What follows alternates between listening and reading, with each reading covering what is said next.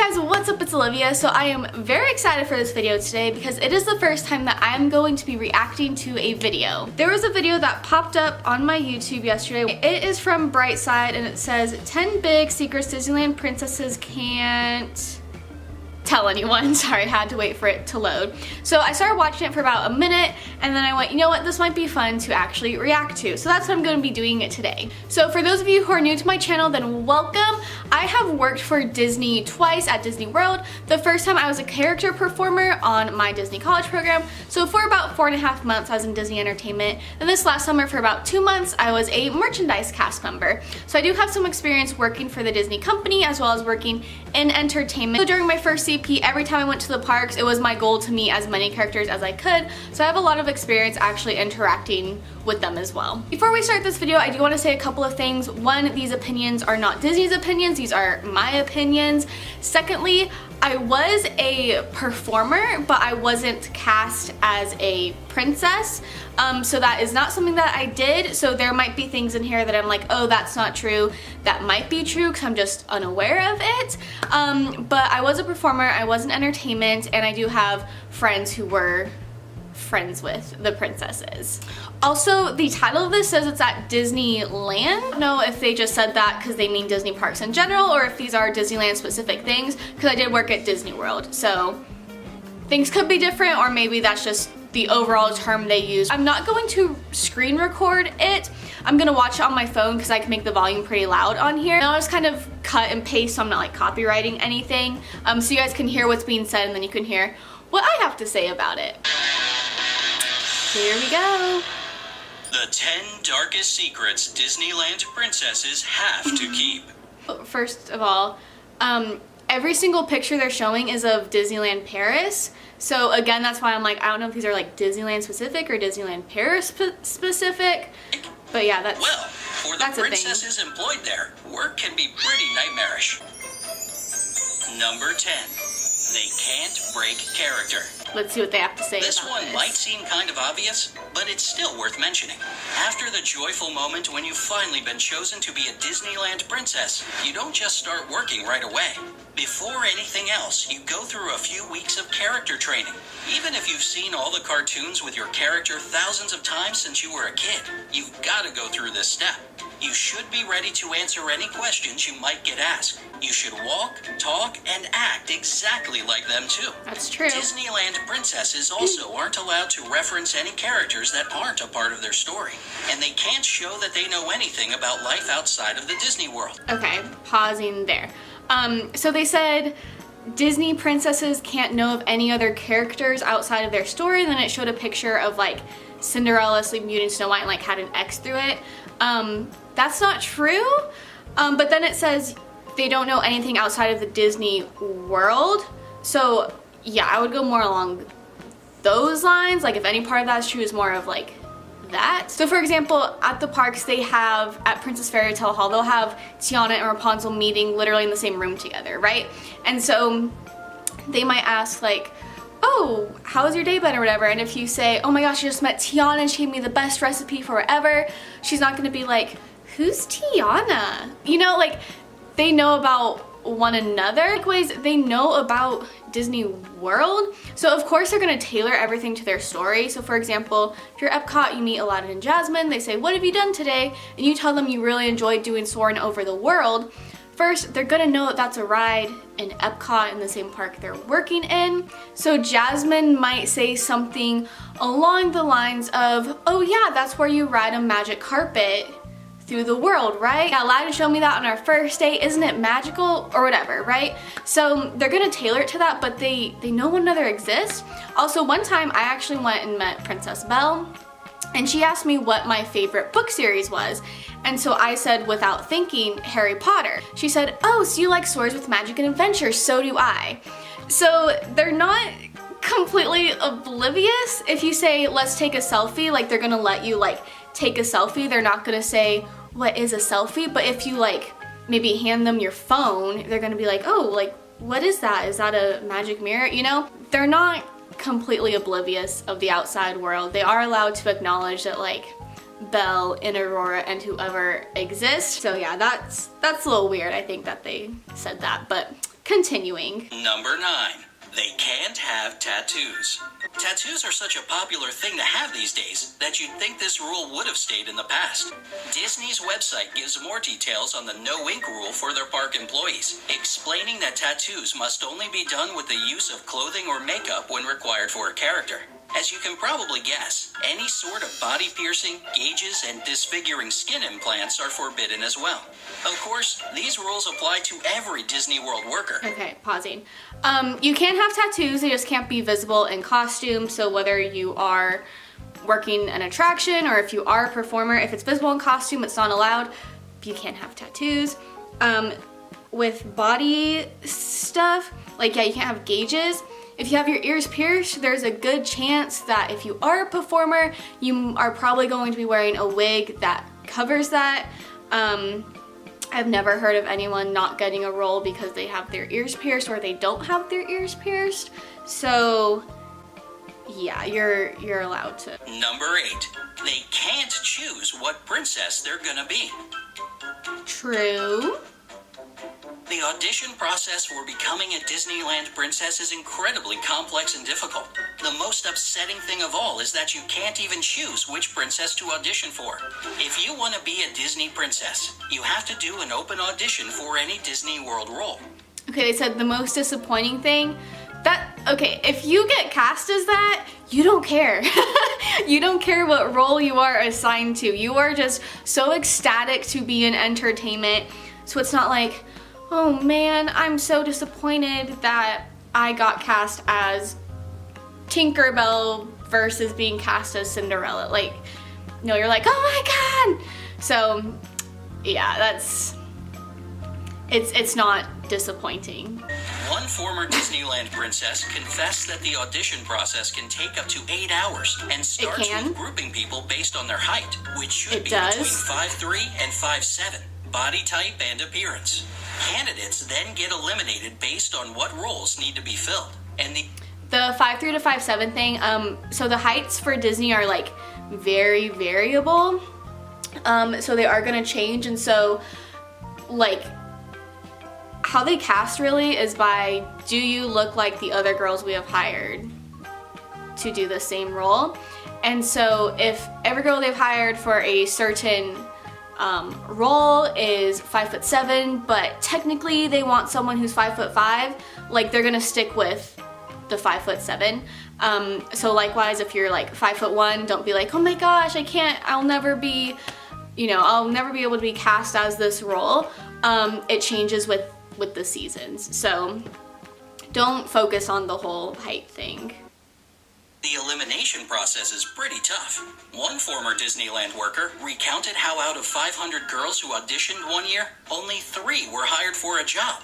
Plus, Disneyland looks for different princesses at different times. Very true. And that's why some people have to audition multiple times to get the part. Plus, a person can only audition once a year. Okay, so that is very true. If you want to be a Disney performer and you live in the Orlando area or the Anaheim area, just go whenever they have auditions. This whole you can only try out once a year is not a thing. You can go, if they have monthly auditions, you can go monthly. Show up for what your height range is. It'll, specifically on the Disney auditions website, it'll say, we're looking for performers 4'10" to 5'5" for this role. So if you're in between those heights, you go to the open call, and they might not be looking for you. So for my audition, I did audition for a Disneyland face character. We all lined up. I have a whole video about it, but the girls that they chose were either like much taller or had a different skin tone. They took several girls who were like Asian ethnicity, so maybe they were looking for, what's her name? I want to say Silverstream, but that's not her name. The Disney fairy with the water talent. I cannot remember her name right now. Anyway, so it's possible they're not specifically looking for Tinkerbell or Tiana or whoever one day. It's possible they're looking specifically to fill a certain role. So don't get discouraged if you don't get chosen, just keep on going back. And yeah, this whole once a year thing, maybe for Paris, but that's not a thing elsewhere. so it's not uncommon when an individual can't get the job for years. They definitely have more patience than I do. Yeah, the whole years thing, like I said, it depends. If they're looking for your specific height and your complexion, all of that, you could get hired your first audition, but it could take several times. Number 7, they train to sign autographs. That is true. Disneyland princesses have to go through autograph training so that every signature looks the same. Another thing is that there's always more than one of each princess in the same park. But don't worry, Disney World has several protocols to make sure that the same princesses are never within close proximity to each other. Still, to make it look and feel... Okay, I do not know what they're talking about with that. That's confusing to me. I suppose if they're talking about like meeting at one location then also like a character dining in the park, I could understand what they mean by that, but oh my god, that sentence just like, if you've been through character training, it just makes you want to faint. But what they were saying about the autographs and all of that, that is very true. Every single performer goes through a certain type of training, and you do learn all about the different characters that you might help bring to life. You learn about how they walk, depending on the role, how they talk, how you sign autographs. That is all very, very true. So, but this part they're talking about right now is freaking me out. So let's keep watching. Feel like the real deal. They all should look very much alike and give the same character's autograph. So if you got an autograph yesterday and your friend got one 5 years ago, you can be sure that they're identical. Yeah. Number 6, they can't post about their job on social media. Hey Daryl, would you choose cool. a network-rated An number one ad. in the nation by the experts? Okay, while the ad's playing, I'm just gonna turn it down. I'm excited to see what they say about this. It's becoming very, very common now for performers to post a picture of themselves in costume and then post it on their social media and say, "Spent the day hanging out with Rapunzel. Please direct all comments to Rapunzel." So everyone kind of knows it's them, but they're like, "Oh, this is Rapunzel." So yeah, that's a thing. No one seems to be getting in trouble for it. So I'm excited to see what they actually say about this topic, because it is very much a gray area. You're not supposed to say like, "I am Jasmine," or whatever, but they have performers who have been working there for years who do post photos of Tinkerbell or whoever they were hanging out with that day. Putting your costume on for the very first time. Wouldn't you want to snap a pic and show all your friends and family on social media? Well, when you're an actual Disneyland princess, you can't do that. Disney has a sort of oath of confidentiality. That includes strict rules about their employees' social media accounts. To put it short, when you work at Disney World, you can't post anything related to your job, snap funny or fascinating behind-the-scenes photos, or even reveal what character you portray.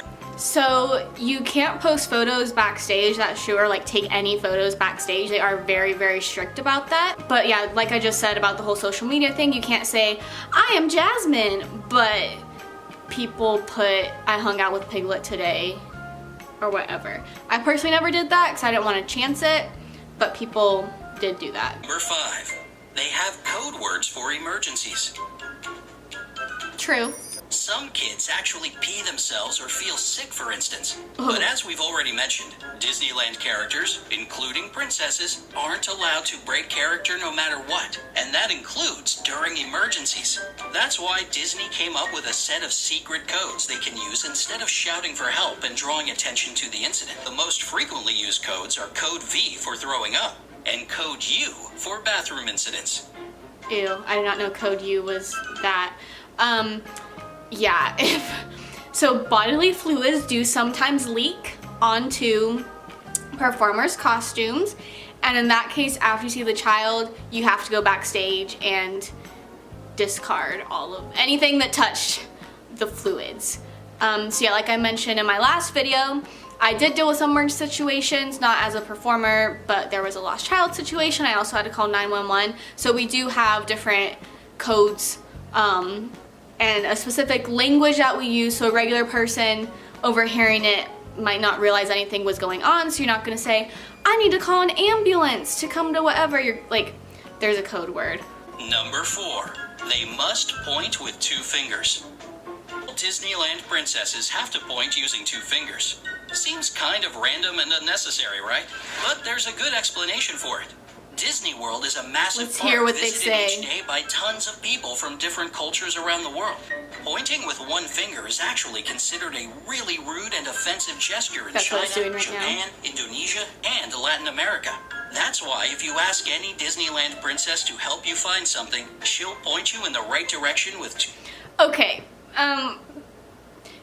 has anyone ever asked a Disneyland princess to help them find something? You don't just, again, maybe at Disneyland, because it is different there, but typically to meet a princess, you have to wait in line. You're not going to waste your precious minutes saying, Cinderella, where's the nearest restroom? Okay, thanks, bye. So the 2-point thing is something that we are taught. I'm not quite sure if performers have to follow that or not. There's not a lot of times where you're like pointing, and some characters only have 4 fingers, so it's hard to like point with 2. So I'm not sure if that one is true or not. I can't recall any princesses ever doing that when I've interacted with them. This way of pointing is also very helpful for little kids to see what exactly is being pointed out. Even the iconic Barbie statue you'll find at the Magic Kingdom shows Number 3. They have to pick up garbage. Do they? All employees, including princesses, must pick up any trash or litter they see on the ground. The princesses do have their own special requirement, though. They shouldn't bend over or squat down to pick something up. The graceful and princess... If you're not supposed to bend or squat down to pick something up, then what trash are you able to pick up? The characters have a specific location that they meet. Again, Disneyland's different. They kind of walk all over the place and then we'll stand by the wishing well for a couple minutes or something like that. But yeah, typically your area does not get messed up. If it does, then usually the attendant will pick it up, or yeah, a performer could pick it up and give it to the attendant and they would take care of it. But it's not like you're walking the streets of Disney picking up trash. Though as a cast member, like as a merchandise cast member, if I was walking across a certain area and there was trash, I would pick it up. But okay, so you're telling me they have to pick up trash, but they can't scoop it or squat. Okay. The way to do it is to just swoop and scoop. Number 2. Their job can be dangerous. That is true. What could possibly go wrong when you work as a Disneyland princess? What could possibly go wrong? Stalkers, being sexually assaulted, actually taken down, like physically taken down. People think they can get away with anything with performers. So we're constantly on stupid modified duty. I was on modified duty because 2 men in a row decided to like prove their dominance and shake my hand really, really hard. It hurt my hand so bad it was super swollen. I couldn't move it and I had to go on modified duty for a week from someone shaking my hand. I know it sounds ridiculous, but I'm not weak, but like if a giant man crushes my hand, like it's gonna hurt. Believe it or not, this fairy tale-like career can be quite unsafe. It's mostly because of those amazing costumes we see. They might look outstanding, but wearing them is anything but comfortable. According to the Occupational Safety and Health Administration... Wait, it's not safe because the dresses are too big? I was not expecting that. Character performers across the 4 parks that make up the Walt Disney World reported 773 total injuries in 2005. And while 49 of them were the result of costume heads, an astounding 107 of the total numbers of injuries happened because of pushing, pulling, and other forms of aggression coming from guests. Yep. It's also not uncommon for princesses to have broken knees or dislocated shoulders caused by the weight of the wire frame under their gorgeous gowns. Okay, I can't attest to that, but I will say in training they tell you you're going to feel muscles you never knew you had, and it did take several weeks for like my ankles to build up strength, for my shoulders and neck to build up strength, and that's what's really hard about 11, 12-hour shifts is by the end you're spending your entire break just rolling out your back and stretching, and you're like, okay, I can get through this, because it is a lot, not only wearing something, but then also like hugging people and like being animated and sometimes getting like harassed by people as well. Number 1. They have no job security. A job at Disneyland is hard enough, but keeping it can be even more challenging. Nobody knows how long they'll be able to maintain their dream Disneyland position. The age restrictions can be quite harsh, and princesses usually retire at 27 years old. But this isn't the only factor that can cost them their job. Disneyland princesses also have clickers to keep track of the visitors they interact with each hour. And if this number... The princesses themselves are not carrying the clickers. Also for the job security thing, we'll see if they talk about it more. You're not just gonna get, well, from my experience, you're not just gonna get fired for no reason. I've talked about it in other videos, but at Disney you have something called points, and you don't wanna get points. So that could be for being late or for forgetting a piece of your costume, so now you're going out on set late. Any number of things can get you points, and when you get so many points and you get a reprimand, and then it takes so many reprimands to actually get fired. Of course, you could do like one really big stupid thing and like they could fire you because it is like at will employment, but it's not just like, oh my god, am I going to lose my job today? No, but you do have to watch out for like your weight and things like that. Another important fact is that each Disneyland cast member has to re-audition every 6 months to prove they're still living up. I do not know if that's true, because again, that might be a Disneyland thing, that might be a Disneyland Paris thing, since all of the pictures in this, there's one picture that was Disneyland, the rest have all been Disneyland Paris. Every so often, you do have to do an updated, like, in-house audition kind of thing, but it's not an audition, it's like a skills update. So when you audition, there's an animation portion, as well as a dance portion. There are so many videos on the internet that tell you about Disney auditions, so go check those out. I have a couple myself.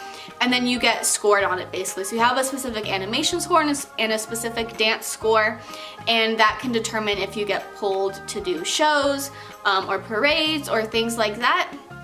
So every so often, I don't think it's every 6 months, but every so often you do have to like go through an assessment again, so you can make sure, I don't know, if you started, you were this amazing dancer and now like you suck, or if you've improved your animation skills, then you can get scored higher, so you can be put in the appropriate roles. And what they said about the max age for princesses is usually like 27 years old.